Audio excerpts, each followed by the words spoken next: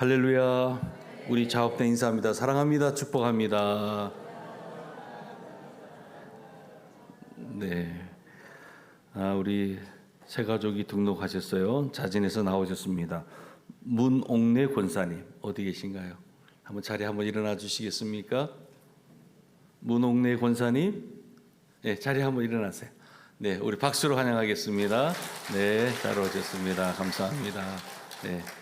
그리고 오늘 우리 이성우 성도님, 박성진 우리 성도님 부부인데, 이찬홍 장로님 또 큰아드님 또 자부인데 결혼하고 예배를 못 드려왔어요. 제가 신혼여행 갔다가 바로 또 대산이 지금 직장이라서 오늘 이렇게 명절을 맞아서 왔어요. 잠깐 두 사람 한번 일어나시겠어요?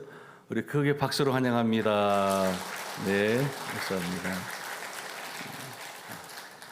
네, 항상 우리 주양교회 성도님을 잊지 마세요. 네, 집 살려면 대전에 꼭 사세요. 지금은 사택이 있대요. LG화학 지금 서산 대산에 있는데 아주 귀한 건강한 가정 이루기를 축복합니다. 잠깐 기도하겠습니다. 하나님 아버지 감사합니다. 오늘 이렇게 귀한 새 가족을 또 이렇게 불러주시고 함께 예배드릴 수 있는 기쁨 주시니 감사합니다. 우리 문옥래 권사님, 하나님께서 오늘 여기까지 주의 은혜로 인도하여 주셨습니다. 앞으로도 이 새로운 공동체 안에서 잘 정착하게 하여 주시고 주님을 더욱더 뜨겁게 만나며 또 귀한 성도들과 아름다운 교제가 있도록 인도하여 주옵소서. 특별히 이성우, 박성진 귀한 부부 하나님께서 한 몸 되게 하여 주시고 귀한 가정을 이루어갈 수 있도록 인도하시니 감사합니다. 항상 하나님을 일상에서 예배하는 두 사람 되게 하여 주시옵시고 그 가정을 통하여 하나님의 귀한 뜻이 이루어질 수 있도록 주님께서 인도하여 주시옵소서. 축복하며 예수님의 이름으로 기도드립니다. 아멘. 여러분 다시 한번 인사하겠습니다. 당신이 계셔서 참 행복합니다. 네, 그래요. 오늘 이렇게 보니까 명절을 맞이해서 또 많은 성도님들이 또 고향 친척 부모에게 또 방문하고자 아마 또 귀경길에 오는 분들도 계시고 귀성길에 또 오늘 또 이렇게 우리 교회에 새로 오신 또 이렇게 가족들 친척들이 있는 것 같습니다. 우리 모두를 다 주님의 이름으로 환영합니다. 이제 연휴가 시작돼서 먼 길 오갈 텐데 또 하나님께서 여러분들과 함께 동행해 주시고 또 머무는 그곳에서도 또 아름다운 또 귀한 교제가 있기를 축복합니다. 여러분 항상 기억하세요. 나는 예수 믿는 사람이다. 그리고 나는 내가 있는 그곳에서 여러분들의 말과 또 행실을 통해서 또 덕이 될 수 있는 그러한 귀한 모임 또 교제를 갖기를 주님의 이름으로 축복합니다. 여러분 오늘 본문은 하나님의 목전에서, 다른 말로 표현하면 하나님 앞에서, 또 개혁의 신앙가들이 종교개혁가들이 말씀했던 이 코람데오, 이 코람데오 신앙을 얘기하고 있는 거예요. 여러분 우리가 살아가는 삶의 여정 속에서 많은 사람들의 시선을 의식하며 살아가고 있습니다. 물론 사람들의 시선 중요하죠. 또 폐를 끼쳐서도 안 되고 또 좋지 못한 그러한 영향력을 끼쳐서도 안 되죠. 그런데 구원받은 하나님의 자녀는 이 사람들의 시선보다 더 의식해야 될 것이 바로 하나님의 시선인 줄로 믿습니다. 그래서 하나님은 지금도 우리의 중심을 보고 계시고 또 우리의 삶을 감찰하시는 하나님이세요. 그래서 우리가 항상 하나님의 시선 앞에 머무는 그러한 자녀들의 삶이 있어야 될 줄로 믿습니다. 그래서 오늘 우리의 삶이라고 하는 것은 하나님을 의식하며 살아가는 삶이 돼야 되는 거예요. 오늘 본문의 배경은 이렇습니다. 지금 이스라엘 백성들이 광야 40년의 세월을 보내었어요. 그리고 가나안 땅 입부인 지금 모압 평지에 다 달았을 때였어요. 당시 이스라엘 백성 대부분은 출애굽 1세대가 아니었어요. 이제는 이제 가나안 땅을 밟기 바로 그 직전 모압 평지에 있었던 당시 이스라엘 백성들은 광야에서 태어나고 자랐던 바로 새로운 세대가 이제 이스라엘 공동체 대부분의 사람들이었습니다. 여러분 신명기는 우리가 잘 알다시피 모세가 죽기 전에 행한 세 편의 설교로 구성된 것이 바로 신명기의 말씀이에요. 특별히 오늘 본문 13장은 그중에서 율법의 재강조, 또 우상 숭배에 대한 경고의 메시지가 담겨져 있는 그러한 내용입니다. 지금 모세는 이 새로운 세대, 이 광야에서 태어나고 자란 이 새로운 세대에게 하나님의 그 언약을 갱신할 것을 말씀하고 있고, 또 가나안 땅에서 어떻게 살아야 하는지를 지금 말씀하고 있는 것입니다.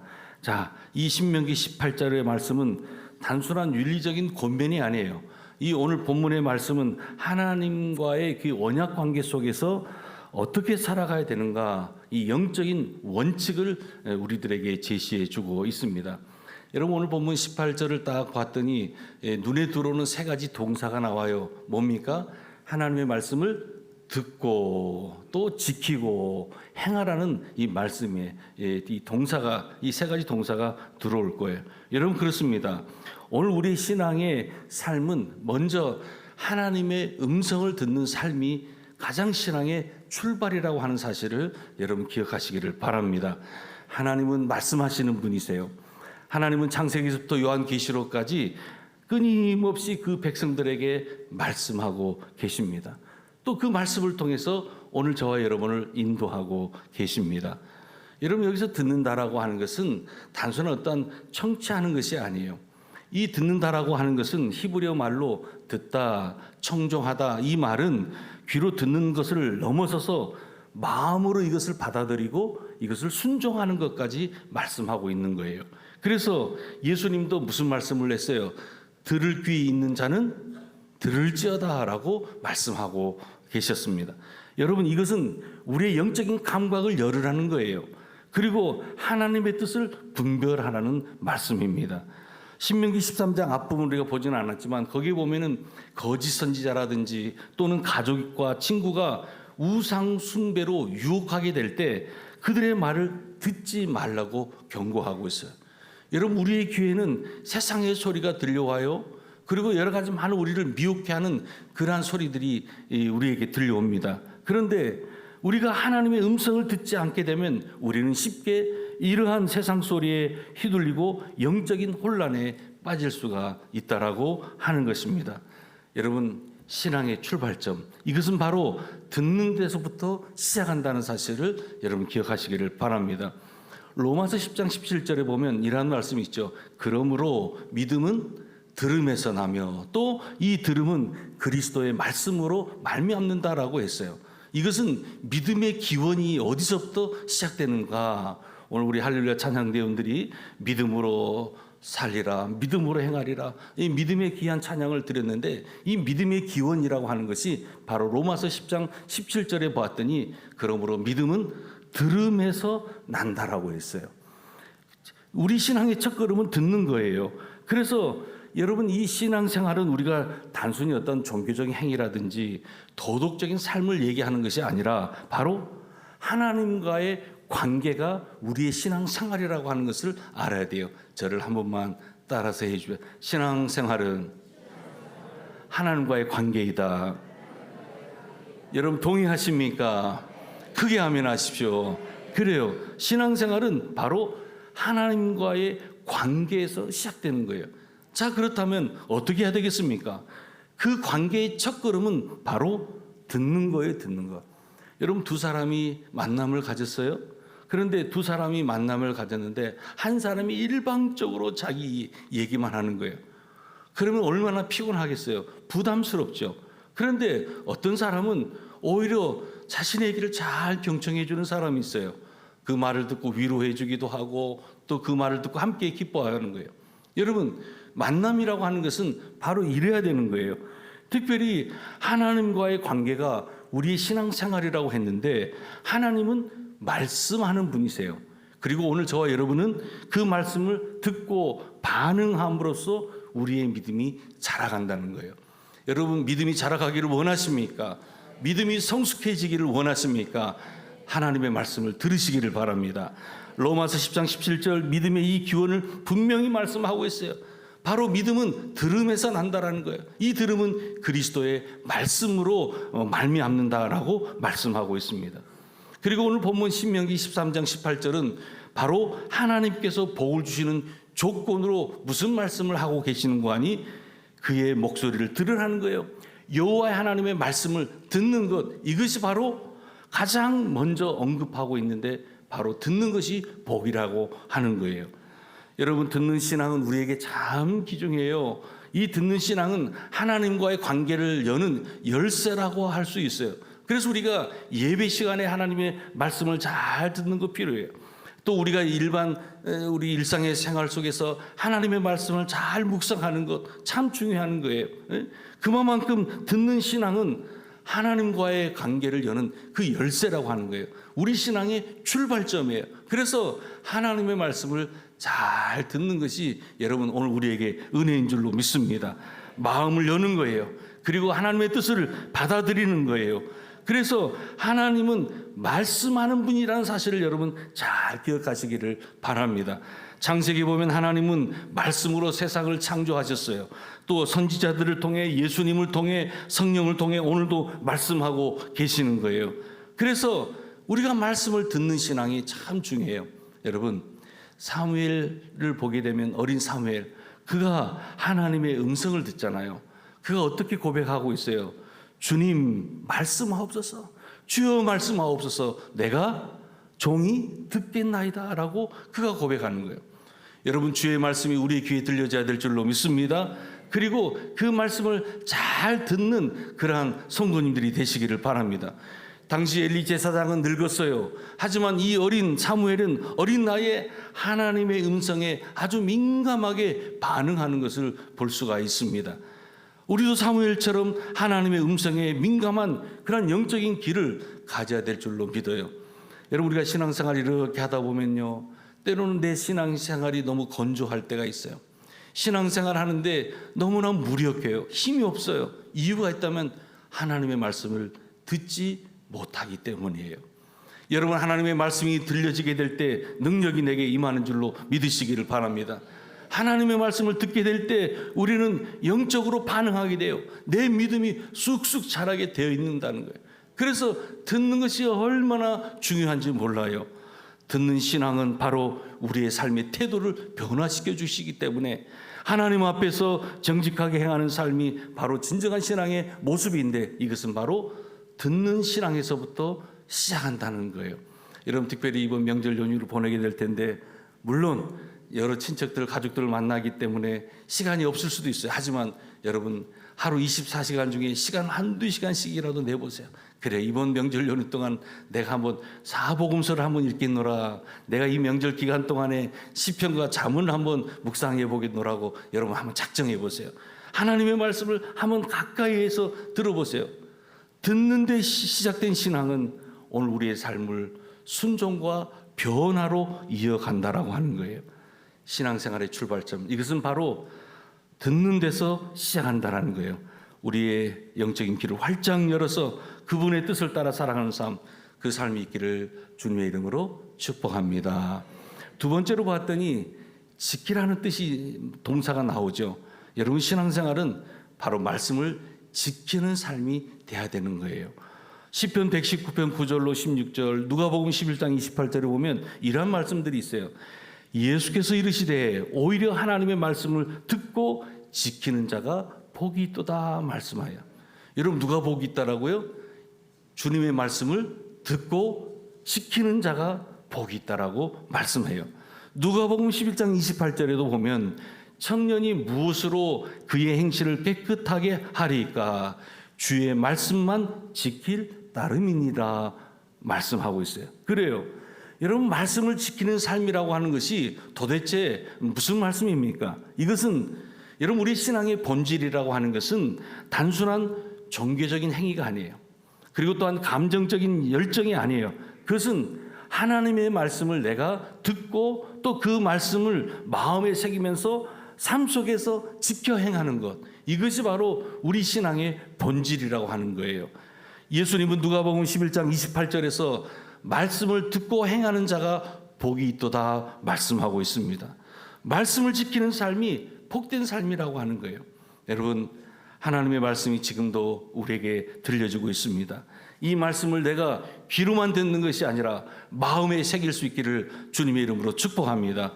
시편 119편에 보았더니 말씀은 우리의 길을 밝히는 등불이라고 했어요.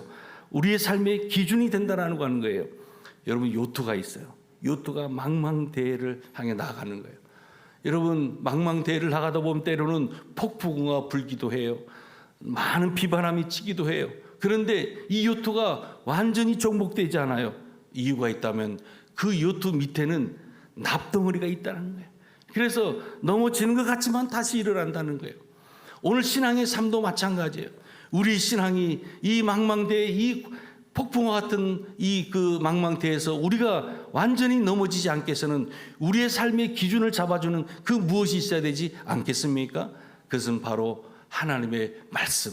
그 말씀이 나의 삶의 중심이고 그 말씀을 내가 듣고 지키는 것이 바로 우리의 삶에서 넘어지지 않고 승리하는 비결이라고 하는 사실입니다. 말씀을 지키는 삶이 우리에게 있어서 거룩함을 향한 길임을 믿으시기를 바랍니다. 오늘 본문은 말씀하고 있어요. 말씀을 지키라, 지키라, 지키라. 말씀을 지키는 삶은 거룩함을 향한 그러한 길이라는 거예요. 세상은 끊임없이 우리를 유혹합니다. 죄로 우리를 이끌어갑니다. 하지만 하나님의 말씀은 우리를 정결하게 해요. 하나님의 뜻으로 우리를 인도하는 거예요. 그래서 말씀을 지키는 삶이 우리에게 얼마나 소중하고 중요한지요. 여러분, 오늘 우리의 삶에 이러한 말씀을 잘 지키는 삶이 있기를 주님의 이름으로 축복합니다. 또한 말씀을 지키는 삶이라고 하는 것은 여러분, 누군가와 약속을 하잖아요. 약속을 지키는 것은 두 사람과의 관계를 친밀함을 유지할 수 있는 비결이에요. 시편 119편 시편에 보았더니 기자가 이렇게, 시인이 이렇게 고백해요. 내가 전심으로 주를 찾았사오니 주의 계명에서 떠나지 말게 하소서. 주의 계명에서, 주의 말씀에서 떠나지 말게 해달라고 그가 강구하고 있어요. 여러분, 말씀을 지키는 삶은 하나님과의 친밀한 그런 삶이란 사실, 하나님과의 대화하는 것이 말씀을 나누는 거예요. 그분의 마음을 알 수 있는 통로가 바로 말씀이에요. 그래서 우리가 그 말씀을 늘 가까이 하는 삶, 이것이 하나님과의 친밀함을 이루는 삶이 되고 이것이 복된 삶이라는 거예요. 조금 전에도 말씀드렸지만 누가복음 11장 28절에서 예수님이 말씀합니다. 말씀을 듣고 지키는 자가 복이 있다. 여러분, 복이라고 하는 것, 우린 복의 개념에서 잘 정리가 되어 있잖아요. 이 복은 단순한 물질적인 풍요가 복이 아니에요. 복이라고 하는 것은 하나님과 동행하는 삶에서 오는 그 평안함, 그 기쁨이 바로 진정한 복인 줄 믿으시기를 바랍니다. 말씀을 지키는 삶이 곧 우리 신앙의 본질이라고 하는 거예요. 여러분, 근본 이 연휴 기간에도 여러분 말씀 많이 묵상하세요. 그리고 그 말씀을 붙잡고 기도하세요. 그리고 그 말씀대로 내가 행하겠노라고 또한 하나님 앞에 삶의 결단으로 기도해 보시기를 바랍니다. 마지막으로 여러분, 오늘 우리의 신앙생활은 행하는 삶이 돼야 될 줄로 믿습니다. 야고보서 1장 22절에 보면 너희는 말씀을 행하는 자가 되고 듣기만 하여 자신을 속이는 자가 되지 말라 말씀해요. 여러분, 아까도 듣는 것이 신앙의 출발이라고 했잖아요. 그런데 이 듣는 것에서 머물러서는 안 되고 이제는 우리 신앙이 이 말씀, 들은 말씀을 마음에 새기고 행하는 데까지 나아가야 된다라고 하는 거예요. 마태복음 7장 24절에 보면 그러므로 누구든지 나의 이 말을 듣고 행하는 자는 그 집을 반석에 지은 지혜로운 사람 같으리니 말씀해요. 여러분, 그래요. 우리가 말씀을 듣고 행하는 자가 돼야 되는 거예요. 많은 성도들은 오늘날 신앙을 행동으로 증명하지 못해요. 말씀을 많이 읽는 것 같아요. 그런데 정작 삶 속에서 행동으로 그것을 증명하지 못하면 여러분, 우리가 우리의 신앙에 대해서 다시 한번 되돌아봐야 할 것입니다. 진정한 신앙이라고 하는 것은 삶으로 드러나야 되는 거예요. 말씀을 듣는 것에 멈추지 않고 행하는 데까지 나가는 것, 이것이 바로 오늘 우리의 진정한 신앙의 모습이라고 하는 것입니다. 야고보서 1장 22절은 우리들에게 경고하죠. 듣기만 하여 자신을 속이지 말라.